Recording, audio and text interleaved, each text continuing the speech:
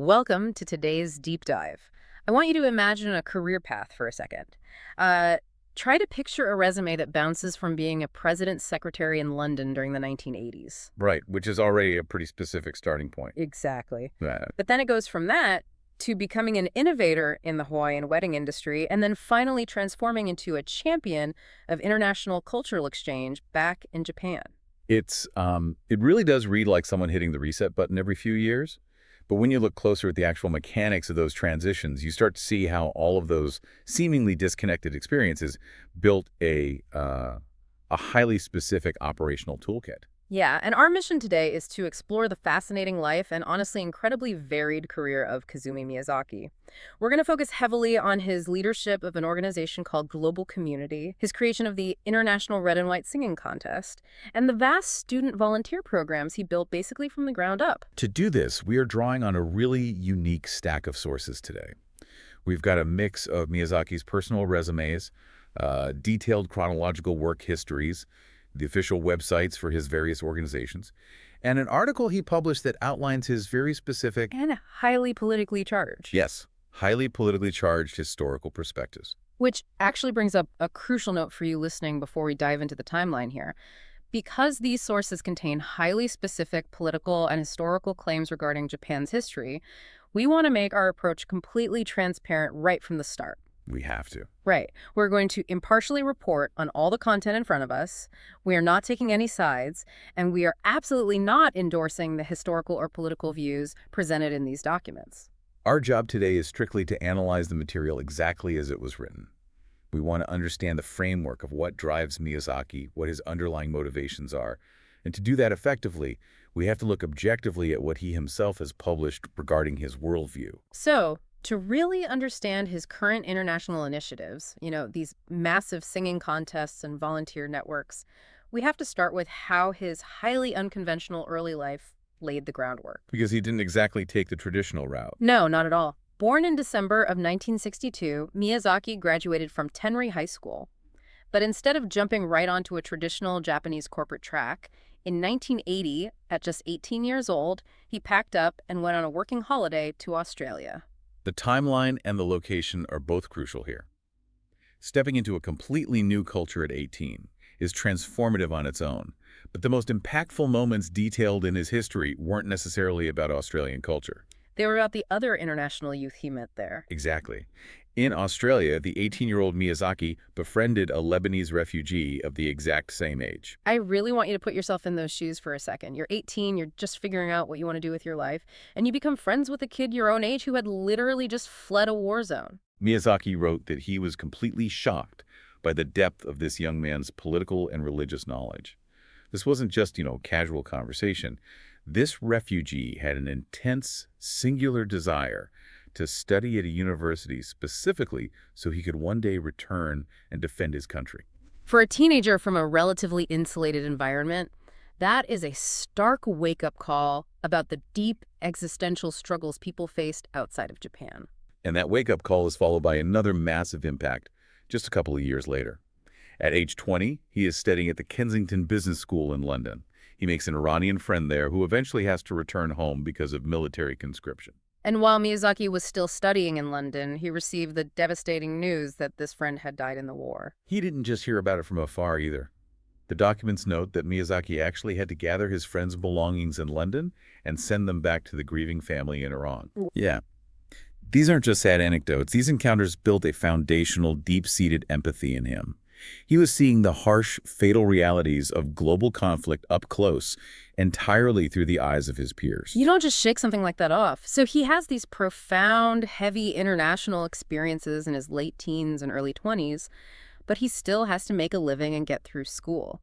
And this is where his resume turns into a masterclass on sheer discipline. It really does.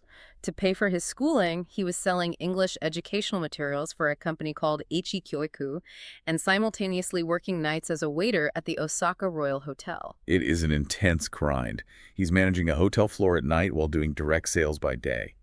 And amidst all of that, the work history notes, he somehow found the time to earn a first-degree black belt, a first dan in Taekwondo in 1992. It points to a highly driven, almost restless personality, and that drive translates directly into his professional career, which jumps across industries in a way you rarely see today. Right. After graduating in London in 1986, he starts as a president's secretary for a Hudson Soft agency, right there in the UK.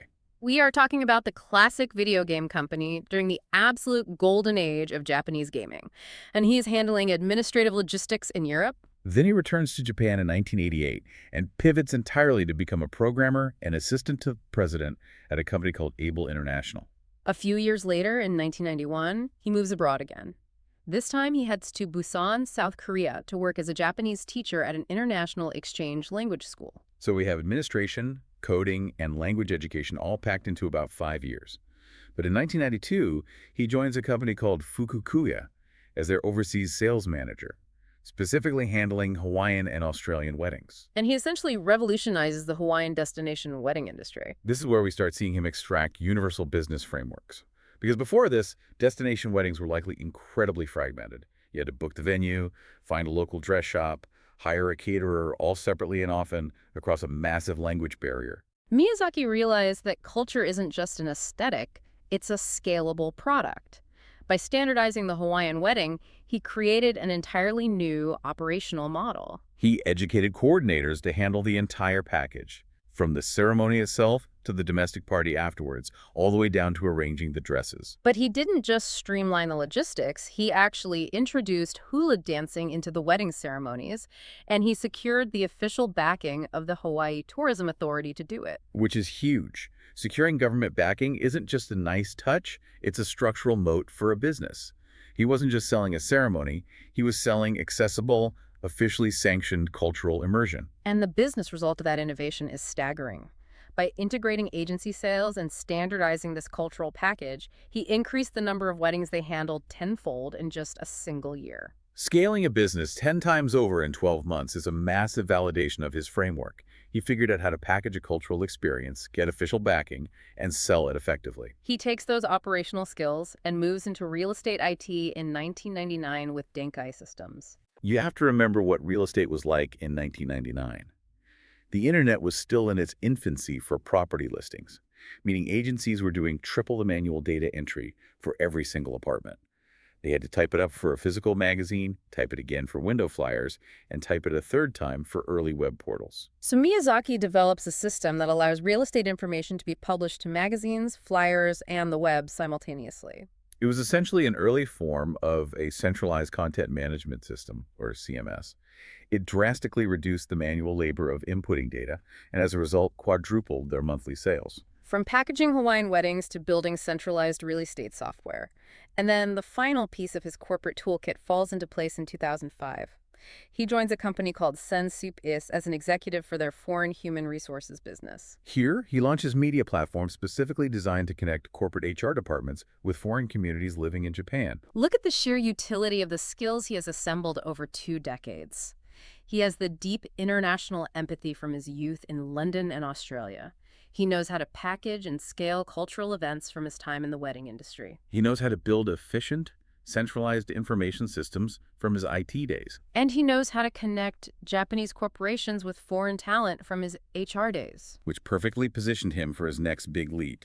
In February 2009, he goes independent. He carries over some of that HR media work and launches his own organization, Global Community. The sources describe it as a multilingual, free paper and website with a very clear mission. It aims to support foreigners who are earnestly learning Japanese culture and to support Japanese people striving for a society where it is good to live, visit, and learn.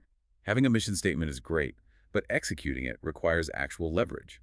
Miyazaki used his specific career background to find that leverage. From his time in real estate IT, he deeply understood the housing industry. And from his HR work, he knew that foreign students face severe discrimination and massive logistical hurdles when trying to rent apartments in Japan. Solving the housing crisis for international students is a monumental task. Instead of just writing articles petitioning real estate companies from the outside to be more accommodating, he engineered a brilliant internal solution. From 2010 to 2019, he proposed and ran a specialized internship program directly with the Japan Property Management Association. It is essentially a Trojan horse strategy for empathy. Over a decade, this initiative placed around 200 foreign students in long-term internships within the real estate industry itself. He put the students directly inside the HR departments and offices of the very companies that managed the housing, forcing direct interaction and understanding between the students and the real estate executives. It creates systemic change from the inside out, and it was highly effective. He actually received an official letter of appreciation from the association in 2017 for his tangible contribution to the internationalization of the property management industry. Solving the housing crisis gave foreign students a place to live, but it didn't necessarily give them a community or a way to engage with the culture. For that, he looked back to his days in event planning and logistics. That same year he went independent, 2009. He organized the GC Student Interpreter Volunteer Guide Program. They hit the ground running immediately. In April 2009, they provided volunteer interpretation support at the Press Center for the Olympic Fig Committee. From there, they set up their main operational base at Meiji Jingu, a major shrine in Tokyo, organizing students to guide overseas tourists in English. Building a volunteer network requires serious logistical management, and this program grew to over 300 registered volunteers. More recently, in July 2021, they adapted to changing times and moved their regular twice-a-month volunteer operations over to Osaka Castle and Hokoku Shrine. He is tackling housing infrastructure, he is building localized volunteer networks, but then there is the initiative that really synthesizes his entire career, the International Red and White Singing Contest, which he launched in 2011. This is where we see his framework from the Hawaiian wedding days, getting official government backing for cultural events, come back into play on a massive scale. This isn't just a local karaoke meetup. Not at all. This event is officially supported by huge government entities: the Tourism Agency, the Ministry of Foreign Affairs, the Japan Asian Center, and the Tokyo Metropolitan Government. It operates as a 500-person scale singing event designed specifically to facilitate international exchange. And just like he scaled his previous businesses, he didn't let this stay isolated in Tokyo. They expanded it to Osaka in 2013 and 2014. Then they took it international, organizing events in Cebu in the Philippines and Bali in Indonesia between 2017 and 2018. In 2018, he received a Global Contribution Award at the World Contribution Awards hosted by a Korean news agency in recognition of this long-running cultural diplomacy. And the momentum hasn't stopped. The 12th edition of the contest, scheduled for 2024, is officially registered as a Kansai Expo Team Expo event, which signifies a major level of prestige and scale within Japan. It is a remarkable, highly effective trajectory of community building. But, as we mentioned at the start of our deep dive, the written material provided in the sources offers a very deep, highly specific look into the philosophical engine driving all of this energy. Right. What actually motivates Miyazaki to spend his life pushing these volunteer and exchange programs? This is a fascinating layer to his story. We are going to look closely at an article authored by Miyazaki himself. As a reminder, we are impartially relaying the specific historical claims made in this text to understand his psychological motivations. We are exploring the framework of his beliefs without taking any sides or endorsing these viewpoints. In his published article, Miyazaki argues that the ultimate goal of his programs is for Japanese students to deeply learn about Japan so that they can speak proudly about it to foreigners in other languages. His perspective on exactly what they should be proud of is heavily influenced by the writings of a British journalist named Henry S. Stokes, whom he references prominently as a core inspiration. Miyazaki's article outlines several specific historical claims that form the foundation of a worldview. He writes that during his youth abroad, his international friends, specifically the Lebanese refugee and the Iranian student we discussed earlier, both actively praised Japan to him. He states that they told him Japan was wonderful because, historically, it liberated people around the world from white colonial rule. He builds on this theme of liberation and development throughout the text. He states that he heard similar praise for Japan's historical role from students he met from Indonesia, India, and Africa during his time studying abroad. He also points to his time living in Busan, South Korea. In the article, he claims that many elderly Koreans told him it was thanks to Japan that their country developed. To support this specific viewpoint, he highlights the claim that Seoul University was founded before Osaka University, which he argues is evidence that Japan prioritized the education and development of local youth in those regions. Furthermore, he applies this perspective to Manchuria, the northeastern region of China.